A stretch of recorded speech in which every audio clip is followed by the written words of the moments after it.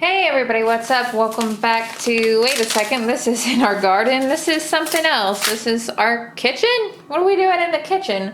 Well, I just wanted to quickly take you through the biennial flowers that I am going to be sowing this year. Now that the summer's in full swing, you gotta start thinking about biennial flowers. If you're unfamiliar with biennials, that just means that they're gonna start to grow this year, and then they are gonna overwinter, and then they will bloom and make some gorgeous flowers next spring or early summer. So first, we're gonna start off with our hollyhocks. This year I'm growing the pom-pom hollyhocks in apricot peach parfait from Renee's garden. These are extremely gorgeous. I've grown these before. These are extremely gorgeous. I've grown these before, and hollyhocks can be a little bit tricky just because they do get rust where I live. I think it has to do with the humidity. So I do have to kind of watch them, but I've been successful with them in the past, so no biggie there. I'm also growing something called cottage pinks. This is a type of Dianthus. This is Dianthus plumarius, and this variety is called Rainbow Loveliness. This variety is completely new to me. I don't know anything about it at all. All I know that the flowers are kind of this unique fringed looking type appearance, and supposedly they are seriously fragrant, which I can't get enough of. I always love things that are really fragrant, so we're gonna give those a try. Also, in terms of biennial flowers, or attempting to grow as biennials, I also have some carnations. This is the Chabad blend, or Chabad. I don't know how to say this stuff. I'm not very smart. Anyway, this is a blend of a couple of different color of carnations. Technically, these are a perennial. I think they're perennial down to about zone 6, 7. I'm going to try to grow these as a biennial because I did it last year with the hoop house, and I was marginally successful, and I think this year if I take care of them better, we'll have good luck. Also, the biennial flowers I'm growing this year, we also have some Canterbury Bells. Remember, I grew the pink Canterbury Bells this year, and they turned out really well. So we're going to be trying a blend. This is a blend of pink, purple, blue color, purplish blue, and white. This is the Storybook blend.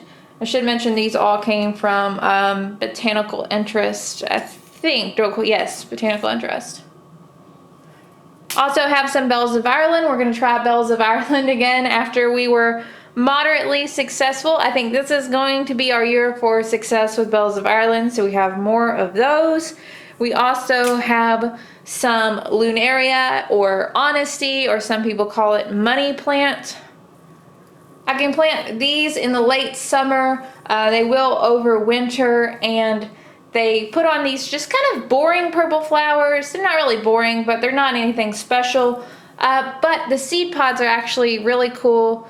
They look like little, I guess, $50 is, I guess, why we call it the money plant. But they look really neat in cut flower arrangements. And I didn't get to grow any last year because some bugs ate my seedlings. So I'm gonna have to make sure, take extra care that nothing's gonna eat my seedlings this time around. I also have some lupins, or lupines, however you want to say it. This is the Russell blend, just different colors, blues, pinks, and whatnot. I think the key to these, for me personally, is to direct sow them in place where they're going to be growing, and make sure that I'm keeping them weed free. And I might even protect them with a row cover or something over the winter, just to give them a little bit of extra warmth, I guess. They are cold hardy here, but they seem to have a lot of trouble because my soil stays wet. I need to find a well draining location for those. I also have some verbascum. This is Shades of Summer. I think, again, this is technically a perennial, but I grow it as a biennial because the flower spikes will be pretty big, and they're very easy to start from seed. This is another one that if you were looking for perennial flowers to start from seed, check out some verbascums. The flower spikes are very pretty. They can get relatively large very quickly, and ideally I'd love to leave them in place, but I just don't have the space in my yard to treat them as a perennial, unfortunately.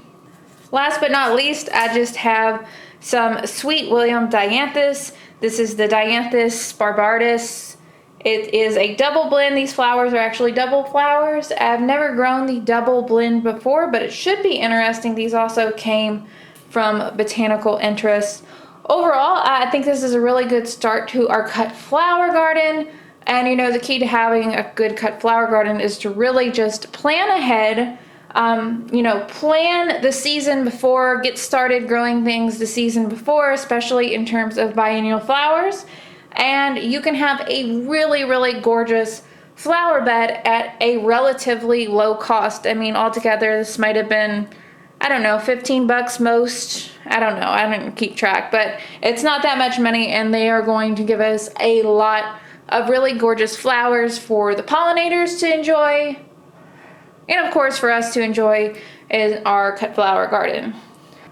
That's really about it for this video. I hope that it was somehow helpful. I know it's kind of boring. It's just me looking at seed packets and talking about seed packets, but I did want to include you guys in the planning phase of the cut flower garden, because so many people have said, oh, you know, how do you plan this? When do you plan this? Tell me what to do. So I wanted to kind of record each step of planning the garden for next year, since we've already started.